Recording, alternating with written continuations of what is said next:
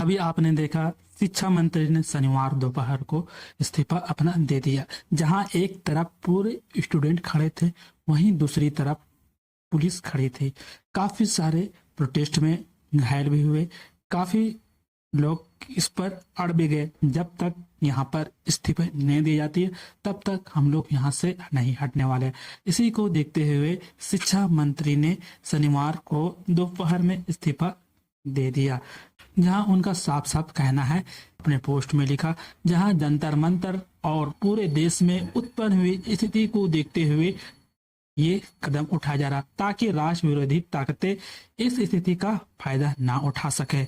मैं प्रधानमंत्री नरेंद्र मोदी को अपना त्याग पत्र भेज दिया है। मैं देश के युवाओं को आकांक्षाओं, भावनाओं और जायज अपेक्षाओं को दिल से सम्मान करता हूं। वह अपने इस्तीफे की मांग कर रहे हजारों छात्रों को राष्ट्र विरोधी ताकतों के हाथों में जाना नहीं देना चाहते हैं। ये साफ तौर पर उनका कहना है। उन्होंने और भी चीजें कही। वह नहीं चाहते कि छात्र पढ़ाई और करियर बनाने की बजाय कानूनी पेचीदगियों में उलझ जाए। शिक्षा मंत्री ने अपने पोस्ट में लिखा है। आखिर ये राष्ट्र विरोधी ताकतें क्या है? सही बात है, अभी आपने देखा कि कैसे नेपाल में, बांग्लादेश में राष्ट्र विरोधी ताकतें वहां पर आ करके काफी देश में हलचल मचा दी।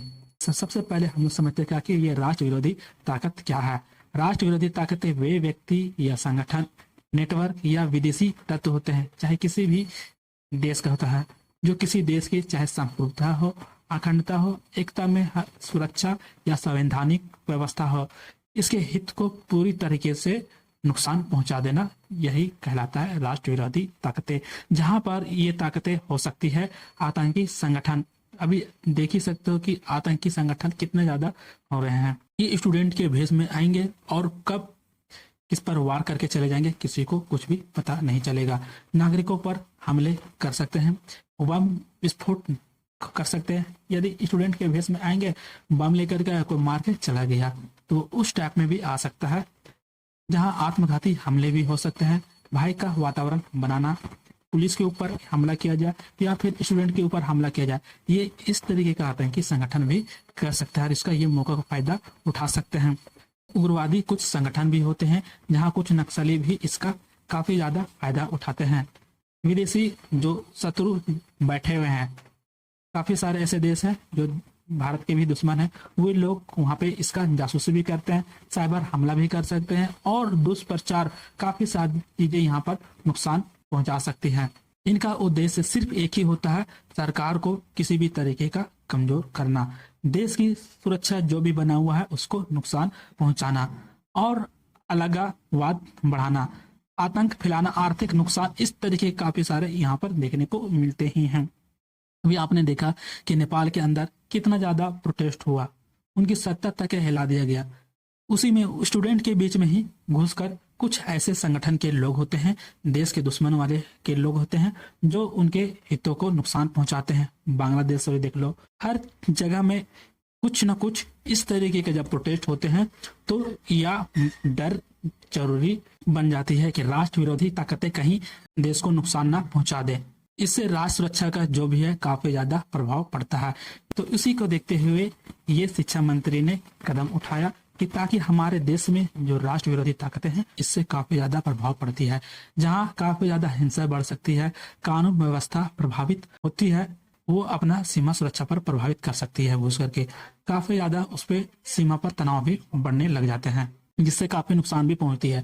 चाहे वह फिर नुकसान पर्यटन प्रभाव, चाहे वह फिर बिजनेस पर हो गया, फिर किसी भी क्षेत्र पे, हर जगह वहां पर दंगे हो गया, समाज में हो गया, विश्वास हो गया, ध्रुवीकरण हो गया, हर कुछ यहाँ पर नुकसान देखने को मिलता है। वैसे में सरकार भी कुछ उपाय भी करती है, जैसे खुफिया एजेंसियां रखती है, सिविल ड्रेस में वो अपना भेजती है, जहाँ सीमा सुरक्षा के लिए भी सख्त नियम लागू करते हैं, आतंकवादी विरोधी अभियान भी करते हैं और ड्रोन से निगरानी करते रहते कौन क्या कर रहे हैं।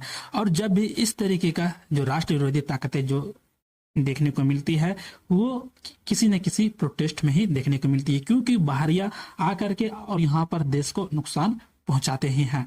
इसलिए शिक्षा मंत्री ने राष्ट्र विरोधी ताकतें भारत पर किसी तरीके का नुकसान ना पहुंचाए यह कदम उठाया। लेकिन वहीं सीजेपी के ग्रुप ने वहां पर 3 और भी बताया गया कि जब तक हमारे मांगे को पूरा न किया जाए तब तक ये इसी तरीके का चलता रहेगा।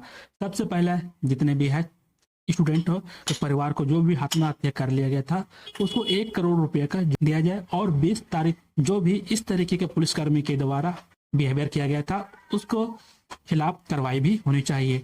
वहीं जितने भी स्टूडेंटों के पास किसी भी तरीके का कुछ भी मामला हुआ था तो उसको वापस ले जाए।